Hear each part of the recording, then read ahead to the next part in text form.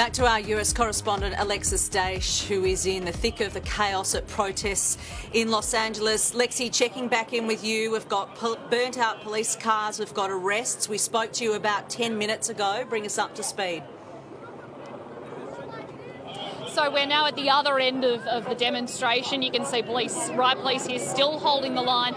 Some of the protesters have actually said they want to speak to us. So I just would like to speak. So you wanted to speak to us earlier. Can you just tell me why you wanted to be here today? Well, first off, y'all wanted to speak with me. That's why you're here. So let's get that straight. Yeah, I'm here because there's black people dying.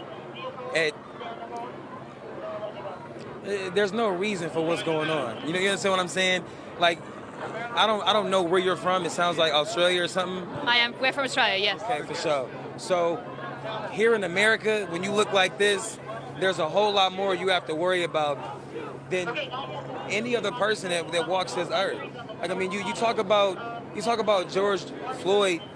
There's no resisting arrest. He's in handcuffs. There's 4 officers. He's on the ground. There's a knee in his neck for 8 minutes. For 8 minutes. And then it takes this long to get an arrest, and then we can go back to Arbery, right? We go back to Arbery. Those people would have never been arrested had some person. And here's the sickest part: that video was circulated as some sick joke, like some high school. Oh, look at this video! It's some sick coke. And then some person with a golden heart. Oh, that someone has to see this, and then you finally take it to DA, and now we get an arrest. But so do you think the fact that the police officer's been arrested and charged now, does that change anything for you? No, it doesn't change nothing. Sorry, go ahead. We need a conviction. It ain't. Yeah, we didn't have people. We didn't have dirty. We've had dirty cops arrested. There's no conviction, and if it is, it's a slap on the wrist. So what do you think about what we've seen today, the police cars getting destroyed, the rubber bullets from police to you guys, all this violence, is the message lost, or what do you think of it? No, the message is not lost because I won't say you, but they breed violence. This country was built on violence. What are you talking about? These people are mass murderers, serial rapists. What are you talking about? Colonizers. What do you mean the country was built on? This country was built on violence. And I'm not going to give you a history lesson. You should know. And if you don't know, that's the problem. You don't know where the violence starts. The violence starts with these individuals. No one out here has a weapon. Why are there so many weapons here? No one out here is armed. Why is everyone here on the other side armed? No, the message is in law. This is the message they want. This is the excuse. We're giving you every excuse you need to put one in my chest.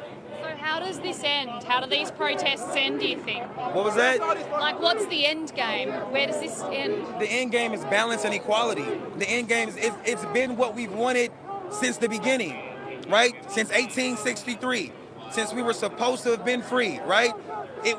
From then, treat me like you get treated. You understand what I'm saying? Don't run into my house and accidentally kill me. What are you talking about? What are you talking about? You run inside of a house accidentally and accidentally kill somebody?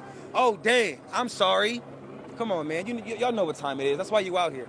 Well, I really appreciate you giving your perspective, mate, because people in Australia don't have the understanding of the history of police killings and things here, and we really appreciate you talking to us, so thank you. Thank you.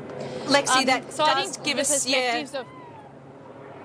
Lexi, that does give us a snapshot. That does really give us a snapshot of the deep-seated anger that is being felt there on the streets of Los Angeles and right across America. I want to ask you about something that happened about 20 minutes ago. It was a car, seemingly out of nowhere, careered through this crowd, and you were right beside it.